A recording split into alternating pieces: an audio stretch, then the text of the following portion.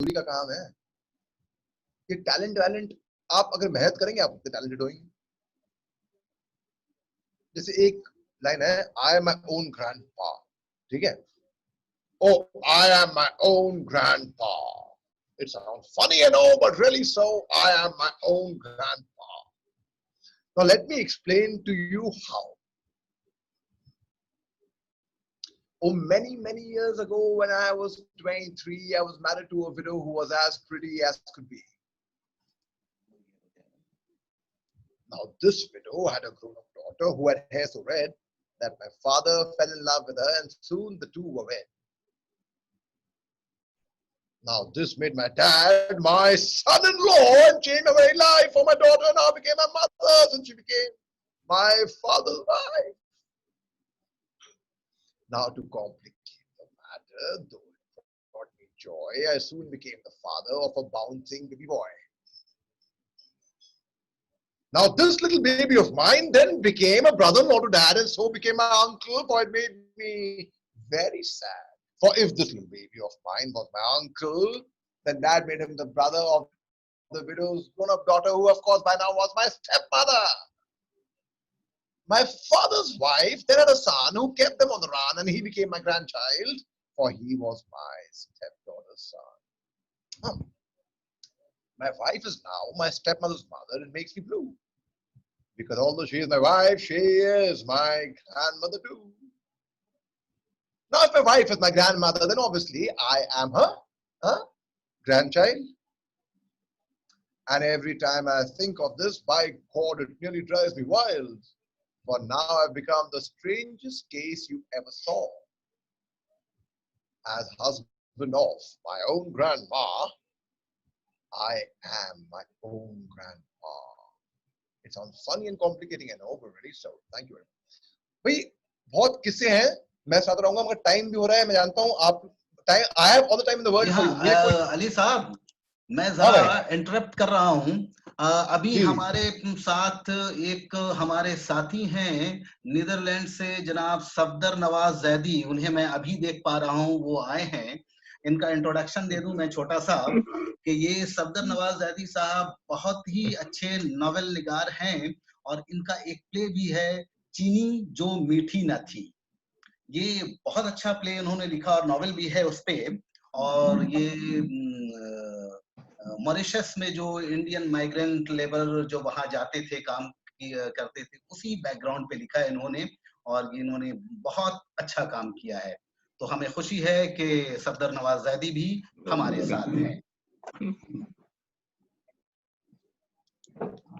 Welcome sir, welcome, very happy that you are here. शुक्रिया बहुत। हाँ, अच्छा, अब मैं क्या क्वेश्चन आंसर सेशन रखूं अपने पार्टिसिपेंट्स के साथ? Yes, definitely. Yes, let's have question answer. Yes, I would love to interact. बिल्कुल question answer करते हैं। हाँ, जैसा कि आप लोग सब जानते हैं कि जिसे बातें तो हमारी खत्म ही नहीं होंगी। हाँ, क्वेश्चन करना है वो रेस करे, मैं अनम्यूट करूंगा उसे। वैसे काजिम, आप कुछ पहले बोलें। काजिम से आपकी पहचान है या नहीं अली साहब? ये हैं हमारे साथी, बहुत पुराने साथी, और दिल्ली यूनिवर्सिटी में पढ़ाते हैं ये, और साथ में दिल्ली में बहुरूप नाम का इनका एक थिएटर ग्रुप है जो एक्टिवली काम कर रहा है, और इनका भी एनएसडी में नहीं हुआ था एडमिशन। लीजिए। हाँ काजिम भाई, कुछ बोलिए। नहीं, कि बोलना क्या ये है, एनएसडी में एडमिशन जिनका नहीं होता है, अच्छे लोग होते हैं वो। हाँ, ये और बात है कि कभी कभी एनएसडी में क्लास के लिए जाता हूँ मैं। तो ये तो ये है कि एनएसडी जो पहले थी अब वो नहीं रही, और वो खराब होने के लिए अगर जाना हो तो वहां जाएं, और जरूर जाएं। ये अली साहब ने बहुत अच्छी गुफ्तगू की और अच्छा लगा कि बल्कि आपने परफॉर्म किया। हाँ, अब उसमें थिएटर बच्चे ढूंढ लेंगे अपना, कितना थिएटर था कितना नहीं था। हाँ, ये बच्चों के लिए एक तरह से लर्निंग भी होगा, जो हमारे लिटिल शेक्सपियर के साथी हैं। थिएटर जैसे अभी जो वेबिनार को लेकर के हम लोग बात कर रहे हैं कि थिएटर क्यों नहीं हो सकता है और कैसे नहीं हो सकता है, और थिएटर कमा सकता है या नहीं कमा सकता है, तो थिएटर रोजी रोटी जिनके लिए है वो करते हैं और खूब करते हैं। लेकिन जो एक होता है जिसको हम बामकसद थिएटर कहते हैं, जो थिएटर असल थिएटर मैं समझता हूँ, हो सकता है कि सब लोग इससे इत्तेफाक न करें। ऐसे थिएटर के लिए तो लॉकडाउन में तो इसमें स्पेस बचा नहीं, इसलिए कि जिस ऑडियंस के लिए हम करते हैं, मैं पर्सनली अपने बारे में भी ये कहूँ, वो ऑडियंस तो हमारी अभी इससे वाबस्ता जानती ही नहीं है इसके बारे में। ये स्मार्टफोन और ये उनके पास सिस्टम है या नहीं है, उनके पास वो चीजें अवेलेबल हैं या नहीं है। और इधर सोलो का और कम कास्ट के प्ले का बहुत रुझान आगे बढ़ा है, और दैट इज गुड कि अब उस तरह से लोग भी नहीं मिल पाते हैं। पहले जो 100 कास्टे के प्ले किए गए हैं, या हमने नसीर साहब को भी देखा है, बहुत देखा है, उनके साथ भी एक प्ले उन्होंने परफॉर्म किया था तो मैंने ऑर्गेनाइज किया था, और आजकल ये पढ़ रहा हूं मैं, नसीरुद्दीन शाह। ये उनकी बायोग्राफी है, ऑटोबायोग्राफी। और फिर एक दिन किसका है ये लिखा हुआ? नसीरुद्दीन शाह ने खुद लिखा है, ये अच्छा, ऑटोबायोग्राफी है। उर्दू में मैंने पहली बार देखा इसलिए मुझे जी तो आजकल ये पढ़ रहा हूँ, तो जैसे उनके थिएटर भी देखे हैं और उनको भी बहुत सुना है, उनके साथ इंटरेक्शन का भी मौका मिला है, और जिस तरह से डेडिकेटेड थिएटर वो करते हैं, और या और भी लोग जो बम्बई में कर रहे हैं, थोड़ा बहुत बम्बई से भी वाक़ियत है मेरी, मैं जाता आता रहता हूँ। तो अली साहब एक ये चीज जो है कि थिएटर जो हम कर रहे हैं और या जो करना चाहते हैं, या हम लोग खुद अजहर साहब एसपीएन जिस तरह का थिएटर करता है, कि एक तरह का उसमें सिर्फ ये नहीं कि हम परफॉर्म कर रहे हैं, बल्कि कुछ ना कुछ मैसेज देना चाह रहे हैं, हम कुछ बात कहना चाह रहे हैं जो हम प्ले कर रहे हैं, और किन लोगों के लिए हम बात कर रहे हैं। तो ये जिनके लिए हम बात कर रहे हैं उस तरह के परफॉर्म करके तो हम वेबिनार के लिए तो तैयार कर सकते हैं, लेकिन इसके लिए फिर अलग से तैयार करना पड़ेगा। वो थिएटर जो हम जी अली साहब जवाब दीजिए, क्या कह रहे हैं ये? वो नहीं हम कर पाएंगे यहाँ, इसके लिए अलग से हमें तैयार करना पड़ेगा। ये जी अली साहब मैं बताता हूँ, ये वही तो चॉइस हमारे है कि हम इस चीज को या एडवर्सरी से लें या इसको अपॉर्चुनिटी दे ढूंढे इसमें। Either you curse the darks or you light a candle in the darkness. या तो आप अंधेरे को कोसें या इस अंधेरे में मोमबत्ती जलाएं, ठीक है? तो ऐसा क्यों है भाई? लॉकडाउन से पहले मैं इतना थिएटर नहीं करा था इतना नहीं, और मेरी इतनी कमाई भी नहीं हुई थी लॉकडाउन से पहले, थोड़ी बहुत। ऐसा हुआ क्या नया कि पिछले 1-1.5 महीने में मैंने पर्सनली जो थिएटर से कमाया है without doing commercial theatre, I am not boasting but I am trying to tell you all, to encourage you कि भाई जो बंदा नॉर्मल सिचुएशन में इतना थिएटर से नहीं कमा पा रहा था, उसने मतलब मैं अगर 10-20 रैंक बोलूं तो कम होएगा, ठीक है? उसने थिएटर से कमाया है। और theatre by theatre I do not only mean के विलियम शेक्सपियर या वो सब बोल दी, ना ना ना ना ना।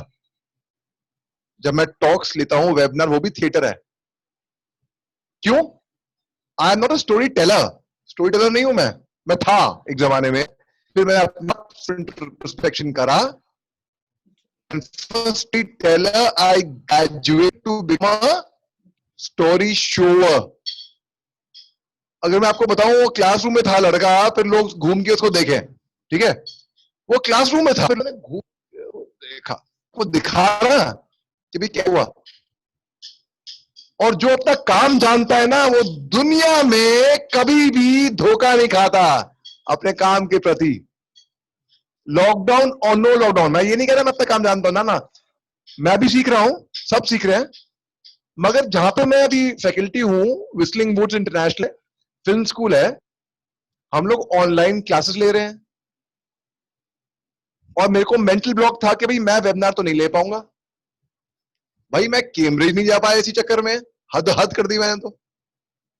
आज की तारीख में मैं देखता हूं इतना सरल, इतना सिंपल है। और अगर हम चाहे ना, यही मैं बता रहा हूं आपको, इस टाइम पे जो ऑडियंस मिलेगा थिएटर करने के, और कहीं नहीं।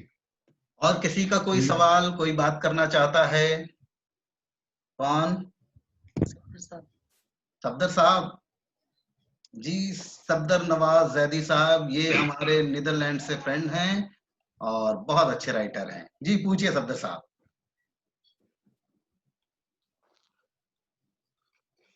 देखें, पहले तो सबको नमस्कार, और कितनी अच्छी गुफ्तगू हो रही है, और अजहर भाई से तो पहली दफा बात हो रही है, फोन पे होती रही है, और भाभी से पहली दफा हो रही है। जी जी जी। मैं थोड़ा सा एक्टिव हूँ यहाँ के थिएटर की जिंदगी में, और इसलिए मैंने एक थिएटर लिखा भी। लेकिन एक हमारे एक दोस्त हैं डॉक्टर काजिम, वो शायद बात कर रहे थे, बड़ा अच्छा लगा उससे उनकी बात सुन के। लेकिन मैं थोड़ा सा इख्तिलाफ करना चाहूंगा डॉक्टर काजिम से। ये जो हमारा सब कॉन्टिनेंट है, उसमें एक बीमारी है तबलीग की और मकसदियत की, और उस बीमारी से ये जो यूरोप है, ये तकरीबन 80 साल पहले निकल गया है तबलीग से, मकसदियत से। जान छोड़ दें मकसदियत की, आर्ट को कोशिश करें उसको आर्ट रहने दें। जब आर्ट में पंडित और मौलवी और एक वाइज और मुबल्लिग घुस जाता है तो उसका चेहरा बिगड़ जाता है। जी जी। लेकिन मैं ये भी नहीं कहूँगा कि आर्ट कुछ इब्लाग नहीं करता है, आर्ट की तरसील नहीं होती है, और आर्ट एक मैसेज का जरिया नहीं होता है। यकीनन जो जितने भी आर्ट्स के वो हैं, क्या कहना चाहिए, वसीले हैं, पेंटिंग हो, राइटिंग हो, एक्टिंग हो, थिएटर हो, फिल्म हो, वो सब इजहार करना चाहते हैं। लेकिन अगर आप इजहार में एक बाउंड्री तश्कील दे देते हैं कि मुझे मार्क्सिज्म का मैसेज पहुंचाना है, मुझे हिंदुत्व का मैसेज पहुंचाना है, मुझे नेशनलिज्म को पोर्ट्रेट करना है, मुझे ये चीज दिखानी है, मुझे तो फिर आर्ट जो है वो गहना जाती है। तो आर्ट को अपने दिल की गहराई से निकलने दें और उस पे लेबल ना लगाएं मकसदियत का या किसी तरह का। ये बस मैं थोड़ा सा ये कहना चाह रहा था। लेकिन बस और कोई कौन? आपने बहुत दुरुस्त फरमाया और आपकी बात से मैं इत्तेफाक रखता हूँ एक हद तक। मगर आर्ट जो है ना, कौन कहता है आर्ट जो है उनको से करने का हक नहीं होता? क्यों भाई? मैं अगर एक पेंटर हूं, मैं साल भर लगाऊंगा पेंटिंग बनाने में। अगर मैं राइटर हूं, मैं साल भर लगाऊंगा वो किताब लिखने में। अगर मैं एक्टर हूं, मैं साल भर लगाऊंगा उस प्ले की तैयारी करने में। अगर मैं स्कल्प्टर हूं, मैं साल भर लगाऊंगा वो स्कल्प्टर मैन्युफैक्चर करने में। I'll give you a small example. एक आदमी एक स्कल्प्टर के चेंबर में जाता है, उसको एंट्रेंस में एक बहुत ही खूबसूरत सा स्टैचू दिखता है, और वो देखता है कि स्कल्प्टर भी उससे ज्यादा या उतना ही खूबसूरत स्टैचू बना रहा है। तो वो कहता है कि भाई आप इतना अच्छा खूबसूरत मूर्ति बना रहे हो, आप मेरे को दे दो दोनों में से कोई। ना ना ना, वो एंट्रेंस है ना, वो टूट के मैं तोड़ के फेंकूंगा मैं, उसके बदले में मैं ये आऊंगा। क्यों फेंकोगे? इतनी खूबसूरत मूर्ति आप मुझे दे दो ना, उसमें डिफेक्ट है। क्या डिफेक्ट है? आप अगर उसको ध्यान गौर से देखेंगे ना, उसके बाएं कान के पीछे एक गलती से एक डॉट लग गई है मेरे साथ। अच्छा, कहाँ? वो होता है कुछ नजर नहीं आती। नहीं, मुझे नजर नहीं आई, आपको नजर नहीं आएगी। मुझे मालूम है उसके पीछे यहाँ पे सफेद डॉट है, और क्योंकि मुझे मालूम है मेरे चैन नहीं आएगा। तो with that passion we work, with that integrity is being honest to ourselves when no one is watching us. इतनी मेहनत करके आर्टिस्ट क्यों ना कमाए पैसे? और अगर हम पेट भरा रहेगा ना, हमारी डिलीवरी भी अच्छी होगी। किसने कह दिया कि कैपिटल से पैसे कमाए? ना, मगर अभी आज की तारीख में इस लॉकडाउन में थिएटर से जितना रेवेन्यू और बिजनेस मैंने जनरेट करा है, I am very proud of it. I am not ashamed at all. I am even proud of why. Because आज इस 1-1.5 महीने में इस पोजीशन में आ गया हूं, इस मुकाम पे गया हूं कि मैं जितने अनप्रिविलेज लोग हैं, डेली वेज अर्नर हैं, जो कर रहे हैं, उनकी मैं बड़ी फक्र से उनकी मदद कर रहा हूं सामने आके। जो स्ट्रे एनिमल्स हैं मेरी कॉलोनी के ही नहीं आसपास के, उनको मैं एक तरीके का डोनेशन कंट्रीब्यूशन उनके प्रति कर पा रहा हूं। कहते हैं country, the world economy will suffer, the countries economy will suffer, और कंट्री और वर्ल्ड की इकोनॉमी हमारे हाथ में है। अगर हमारे घर की इकोनॉमी अच्छी होगी ना, तो कंट्री की इकोनॉमी अच्छी होगी, और अगर कंट्री की इकोनॉमी अच्छी है तो वर्ल्ड की इकोनॉमी अच्छी होगी। हाँ, इतना जरूर होना चाहिए कि बेसिक्स हमारे पास हो। इस लॉकडाउन में लोग वेट कर रहे हैं कि जब चीजें नॉर्मल होंगी तब हम मिलेंगे, हम ये करेंगे, वो करेंगे, हम थिएटर देखने जाएंगे। क्यों वेट कर रहे हो? ये नया नॉर्मल है, न्यूमल। आप इस पे तो आई फील, जैसे आपने कहा, I totally agree with that part, कि आर्ट पे कोई लेबल ना लगाएं, इस दिल से आनी चाहिए बिल्कुल, but I feel an artist every Ali साहब, कुछ थेस्पियन के कुछ एक्टर्स हैं, वो आपसे कुछ बात करना चाहते हैं। हाँ, कोई सवाल किसी का? कौन? अभी यस सर, आज इतने सब की बात सुन के मतलब कोई आज क्वेश्चन नहीं है सर, आज बस आप लोगों को सुन रहा था मैं। Thank you so much, thank you so much Sagar. कौन, किसने हाथ उठाया था अभी? एक जने कौन थे? हाँ, ये क्या नाम? राधा। हाँ राधा, बोलो बच्चा। जी सर, फर्स्ट ऑफ ऑल तो ये कि आपकी स्माइल बहुत अच्छी है। अरे और आपसे बात करके मुझे ऐसा लगा कि जो लोग जीवन में असफल होते हैं वो आगे चलके जरूर सफल होते हैं, अगर वो मेहनत करे तो। और जो लोग ऐसा सोचते हैं कि वो असफल हो रहे हैं और वो सफल नहीं होंगे, तो वो गलत सोचते हैं। आज आपने ये प्रूफ कर दिया sir. Thank you so much sir, thank you so much. और रहीम ईरानी, बोल। आत्मनिर्भर अपना नाम रख लिया है। अब पूरा इंडिया आत्मनिर्भर हो रहा है तो क्या कर सकते हैं। बोल। Thank you sir for this lovely, जो आपने अपना एक्सपीरियंस शेयर किया है, and thank you for serving our country. And आपने अपना थिएटर एक्सपीरियंस शेयर किया अपना बचपन का। वैसे मैं बता दूं, मैं भी स्टैमर करता था बहुत, तो I could really connect with you what you were telling. मैं तभी तो कहता था कि ये सुन रहे हैं मेरी बात, ये समझ रहे हैं, ये वो मैं आपके को इशारा था मेरा कि नहीं, आप नहीं समझे थे क्या आत्मा जी? कोई तो मैं इशारा था मैं। थैंक यू सो मच, बहुत अच्छा लगा। इट वाज लॉकडाउन में, इट इज लाइक छोटा छोटा सब खुशियां मिल रही है हम लोग को सर की तरफ से। सर हमारे हाथ में दोस्तों कि लॉकडाउन को या तो हम एक एडवर्सरी देखें, opportunity करना है। Don't wait for it to happen to you, make things happen। क्या गारंटी है भाई कि ये लॉकडाउन तब खुलेगा, अब खुलेगा? चलो सरकार ने लॉकडाउन मान लो, फर्ज करो खोल दिया, ठीक है,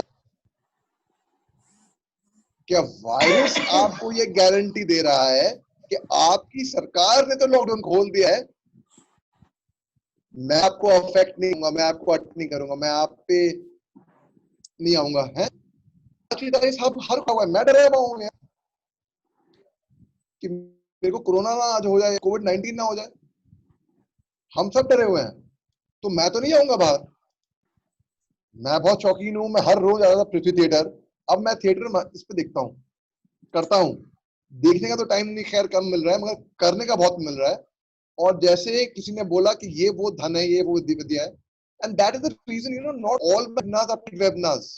I never charge a penny to NGOs, but corporates, I tell them with this money, you will feed the daily wage earners on my behalf. दुआएं हमें लगेंगी ना, और जानवरों की भी दुआएं लगती हैं भैया, ऐसा नहीं कि इंसान लगती हैं। हम जानवर हमारी वजह से खाना खा रहा है तो हम लगेंगी। मेरी इसलिए जरूरतें तो क्या वो लोग है? सेफ है, इसलिए तो वो लोग सेफ है। अब मेरे दोस्त ने फरवरी के महीने में एक बहुत महंगी गाड़ी थी, ठीक है। अब उसकी महंगी गाड़ी का क्या फायदा? अरबों करोड़ों में है उसके पास, क्या फायदा? फिर तो बंद हो रही है ना उसकी गाड़ी, खड़ी भी धूल खा रही है, पत्थर के माफिक हो गई।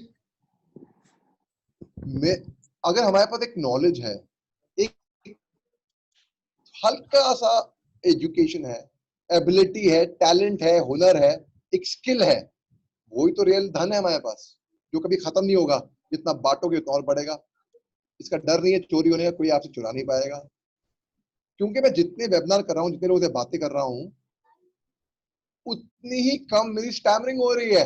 आज देखो मैंने बिल्कुल स्टैमरिंग नहीं करी। और किसने हैंड रेस किया? ये मारू। नहीं। यस मारू। नहीं सर। राकेश कुमार जी। कौन कौन? श्यामली। क्या हाल है? हाँ यस भाई, श्यामली अस्सलाम बोलो। वालेकुम। श्यामली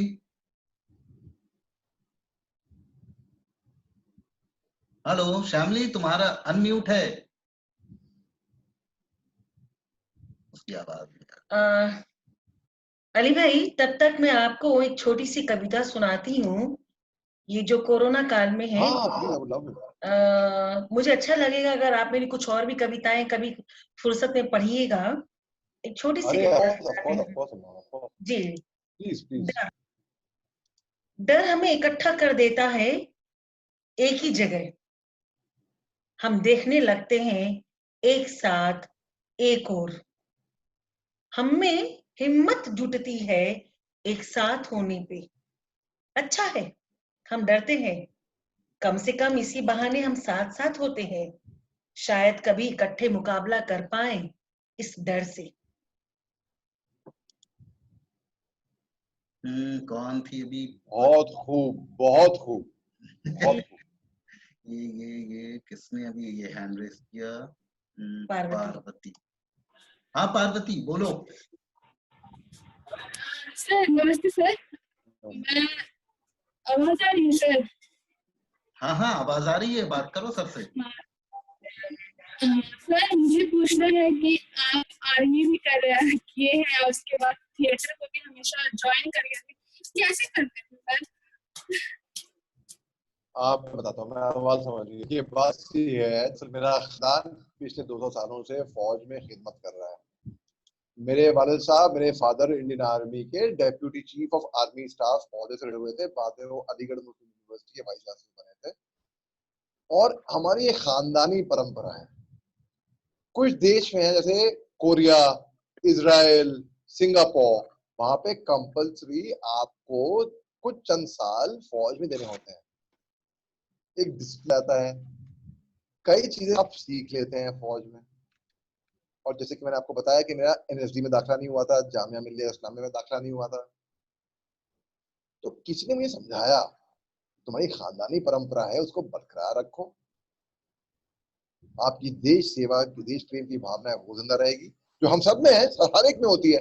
कोई किसी को सिखाया सकता कि भाई तुम नेशनलिस्ट हो, तुम देश प्रेमी हो, तुम ना, सब देश प्रेमी है भैया अपने अपने तौर से, ठीक है। मगर फौज तुमको एक्टिंग करनी है ना, फौज आपको पैसे भी देगी, तनख्वाह भी देगी, और आपको सिखाएगी क्या? Life skills, martial arts, horse riding and polo, deep water diving, mountain climbing, rock climbing, hang gliding, adventure sports, water sports, parasailing, parajumping, paratrooping, you name it, फौज आपको सब सिखा देगी। आप बंबई आओगे पाल करने के फौज में, आप ढूंढने भी जाओ ना, आपको कोई एक्टर नहीं मिलेगा जो फौज में रह के आया हो। मैं बोलूं, जब मैं बॉम्बे आया था ना, जिस दिन पहले दिन, उसके 1-1.5 घंटे में मैंने अपनी पहली फिल्म साइन की थी। मैं जो भी काम किया है ना, अलग अलग गेटअप में किया है, तो आप पहचानेंगे चेहरा देखिए कि मैंने उस फिल्म में भी था। अगर आपने एजेंट विडो देखी होगी, उसमें था मैं। हैदर में अच्छा रोल था, मैंने हैदर में था। बजरंगी भाईजान में काम किया है मैंने। मैं काफी सारा काम किया हुआ है, मगर गेटअप अलग अलग, ठीक है। तो हुआ यूं कि हैदर में विशाल भारद्वाज तो रियलिस्टिक फिल्म मेकर है, उनको एक फौजी चाहिए था एक्टर। और मेरे कान में एक खबर लगी कि विशाल भारद्वाज कश्मीर में हैमलेट बना रहे हैं। क्योंकि हैमलेट तो मैं स्कूल में कर चुका था, तो जहां चार बाहर आए, मैंने आपको कहा था ना विशाल भारद्वाज के ऑफिस में मैं बोला सर आप ढूंढने भी जाएंगे ना कल को, आप कोई एक्टर नहीं मिलेगा जो हकीकत में फौज से आया हो। बजाय हाथ पैर जोड़ो, बोलूं सर को प्लीज अपने आप मेरे पे एहसान कर दो, ना ना ना, कोई किसी पे एहसान नहीं करता है जब तक उनको नहीं पता कि ये बंदा हमारे लिए क्या काम पाएगा। वो ही नहीं दोस्तों, मैंने विशाल को ये भी बोला सर आप अगर मेरे को ले लिया आपने एक्टर तो एक्टर, आपको कितना फायदा होगा वो लेने से, पहली बात। दूसरी बात, अगर कश्मीर में फिल्म बन रही है तो जाहिर सी बात है फौज का जिक्र तो होगा ही होगा। ऐसा हो ही नहीं सकता कि कश्मीर में फिल्म बनी हो और फौज का जिक्र ना हो। मैं फौज से हूं, और जो आपको सिपाही, जो सोल्जर्स, जो जवान चाहिए होंगे, वो आप एक्स्ट्रा या एक्शन डायरेक्टर नहीं लेगा, ना ना ना ना ना, मैं अपने जवान फौज थे उनको जाऊंगा, और उसकी परमिशन चाहिए होती है मिनिस्ट्री ऑफ डिफेंस है ना ना। मैं आपको एक तरतीब बताऊंगा जो बिना परमिशन के, क्रिएटिविटी, हम क्रिएटिव लोग होते हैं ना थिएटर, हम क्रिएटिव पीपल, वी थिंकर्स। तो मैंने उनको ये तरतीब बताई कि सर मेरी तरह अब एक एक्टर को बोलो बंदूक पकड़ने के लिए, ठीक है, वो पकड़ेगा ऐसे कैसे। अब हमें बोलो, हमारी जो ट्रेनिंग ही उसमें हुई है ना, फर्क होगा।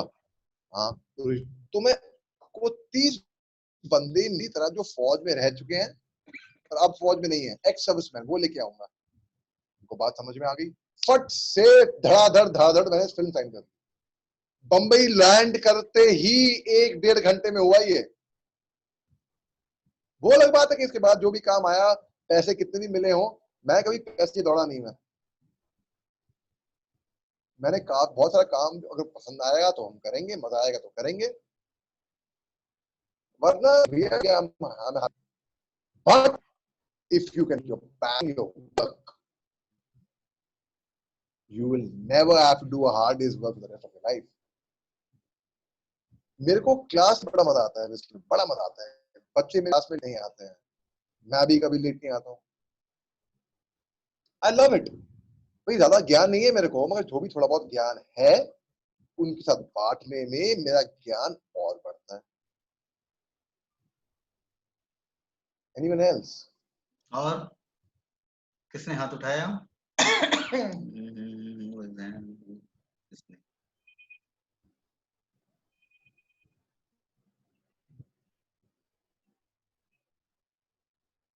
Yeah, Rakesh Kumar lifting his hand. Hello sir, कैसे हो आप? भाई सर मैं भी मैं बढ़िया हूँ। मैं बता दूं सब लोगों को तुम्हारे बारे में, वो मैं बोला बता दूं? बताइए बताइए। हैं? अच्छा मैं आपको बताता हूँ राकेश कुमार के बारे में, ठीक है? अब बुरा मत मान, राकेश भाई का हो यूं, मजाक कर रहा हूँ, जानता भी। बोलिए। सर मैं भी एक होटल मैनेजमेंट का ही स्टूडेंट हूँ। मैंने गोवा से अपने ट्रेनिंग कंप्लीट करी है हाल ही में। मैंने भी हॉस्पिटैलिटी की पढ़ाई की है।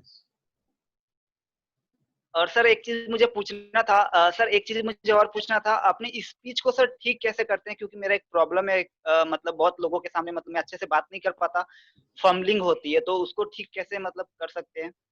देखो दो चीजें होती हैं स्पीच, जहां तक सवाल है, मैं कोई स्पीच नहीं हूं, मगर मैं आपको एक्सपीरियंस शेयर कर सकता हूं कि मैंने कैसे ठीक करी। कई बार कई लोग बड़े बड़े स्पीच थेरेपिस्ट के पास जाएंगे, पैसे भी खर्चा करेंगे, फायदा कुछ नहीं होगा। मैं ये नहीं कह रहा नहीं होगा, हो सकता है, कई लोगों को ना भी होता है, सबकी अलग अलग जर्नी होती है। मैं अपना पर्सनल एक्सपीरियंस, ठीक है, मैंने समझा है कि दो चीजें होती हैं। एक तो होती है फिजियोलॉजिकल, कि आपकी अगर जबान मोटी है या आप बोल नहीं पा रहे हो या कुछ भी, ठीक है, या मुंह नहीं खोल पा रहे हो। दूसरी बात है कि आपके जहन में बिठा दिया गया है निकम्मे तुम क्या बोलोगे यार, है तुम बोलते बातें करते हो, तो आपके जहन में वो बात बैठ गई है। क्या क्या क्या क्या बोला, फिर से बोलो क्या है? तो आपको एक कॉम्प्लेक्स हो जाता है इस बात के बारे में, आपको अपने आप पे आत्मविश्वास नहीं है, भरोसा नहीं है। तो अगर आपको अपने आप में आत्मविश्वास नहीं है, भरोसा नहीं है, तो जाहिर सी बात है you will fumble, you will stumble, you will stammer. अगर आपको अपने आप पे भरोसा है तो ग्रेट। दूसरी बात, एक बड़ी अच्छी एक्सरसाइज है, मेरे को बहुत काम आई, मैं अभी भी करता हूं, आज भी करता हूं। आज सुबह 5:30 बजे की मैंने। देखिए लॉकडाउन में छुट्टियां हुई हैं कि गर्मी की छुट्टियां हुई है, रात को देखें, सुबह 12 उठेंगे, दानी बनाएंगे, ठीक है, छुट्टियां थोड़ा शुरू हो गई हैं। Get up, get ready. मैंने आज भी क्लीन शेव मारा है भैया, उल्टा रोज करता हूं मैं। लेडीज लोग, किसने परफ्यूम लगाया है वहां पे, स्मेल आ गई यहां तक। किसने लगाया वो परफ्यूम? आपने? माफ कीजिएगा, नहीं चाटा नहीं खाना मेरे को, मगर किसने लगाया? तो आप तैयार होइए अपने लिए भाई। आप अगर तैयार होके आप स्मार्टली ड्रेस होंगे, आपकी प्रोडक्टिविटी बढ़ेगी, आपका दिमाग चलेगा उस जहन में। आप गंदे रहोगे ना तो यार दिमाग भी वैसे ही रहेगा, थकेला था। ठीक है, तो नाउ ये तो मैं सुबह उठ के 5 बजे पेंसिल डालो मुंह में, एक मिरर रखो, आईने के आगे जोर जोर से रीडिंग करो और टंग ट्विस्टर सीखो, उल्टे सीधे कैसे कैसे, और वही लाइनें आप उसके बाद आप कुछ टाइम में करो। ये